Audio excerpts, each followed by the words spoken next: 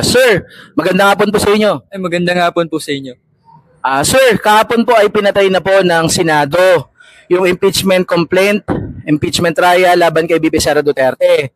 Sa palagay niyo po ba dahil sa ginawa ng mga senador, ay dapat nang buwagin ang Senado sa Pilipinas?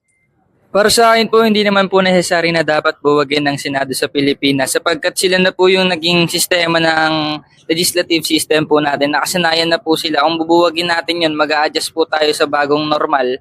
Hindi naman po maganda yun para sa mga Pilipino. Tsaka, kaya lang naman po naging pangit ang sistema sa Senado ngayon dahil marami pong mga senator na hindi naman po sila karapat-dapat na nandun pero nandun po.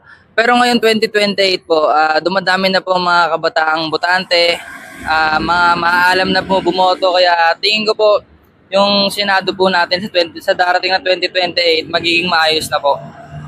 Kaya hindi po siya dapat buwagin. So parang ibig mo sabihin sir, bumoto lang ng mga tamang kandidato. Tama po, tama. Okay po, thank you sir.